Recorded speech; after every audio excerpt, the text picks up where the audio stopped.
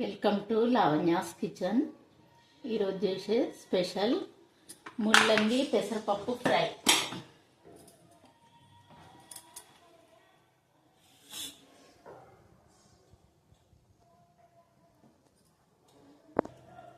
Oil heat అయ్యాక కొన్ని పోపు దినుసులు, ఆనియన్ తురిమేసుకోవాలండి. తురిమేసుకుంటే చాలా బాగుంటుంది కర్రీలో.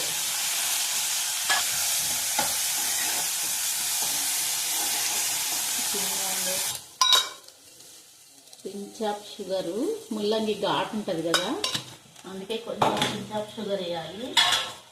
పసుపు,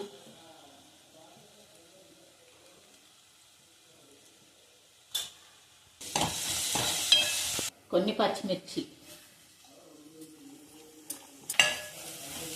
కొన్ని పచ్చిమిర్చి వేసి ఒక 2 మినిట్స్ కలుపుకోవాలి.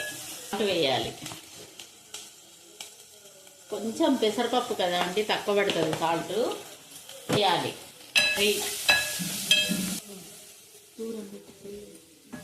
ఆకుకూరలలో, పెసరపప్పు కర్రీస్లో సాల్ట్ చాలా తక్కువ పడుతుంది, చూసుకొని వేసుకోవాలి. తర్వాత కొంచెం ఫ్రై అయ్యాక ముల్లంగి వేసుకోవాలి.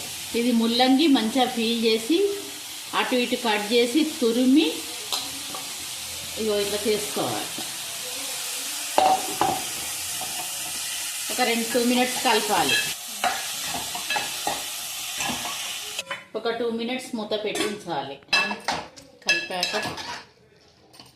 ఇప్పుడు పెసరపప్పు వేసుకోవాలి. నానబెట్టి వేసుకోవాలి. నానబెట్టి వేసుకుంటే ఏంటంటే పెసరపప్పు గ్యాస్ ఫామ్ అవ్వడము అలాంటిది ఏది ఉండదు. కర్రీ కూడా చాలా టేస్టీగా బాగా వస్తుంది. పొడి పొడిగా రాకుండా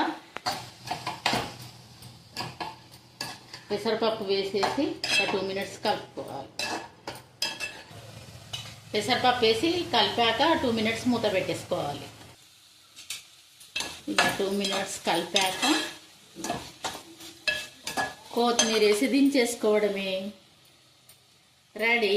ఇలా అల్లం వెల్లుల్లి ఏమీ వేయద్దు. ఏమి వేయకుండానే చాలా చాలా బాగుంటుంది. ఈ ముల్లంగి వల్ల ఎన్నో బెనిఫిట్స్. వెయిట్ లాస్ అవుతాము ఒకటి, మళ్ళీ బీపీ షుగర్ కంట్రోల్లో ఉంచుతుంది. కిడ్నీలో స్టోన్స్ ఉన్నా కరేజ్ చేస్తుంది. యూరిన్ ఇన్ఫెక్షన్స్ ఉన్నా తగ్గిపోతాయి. అందుకే ఆ భగవంతుడు మనకు అమృతం రూపేణ ఎన్నో వంటకాలను భగవంతుడు మనకు ఎన్నో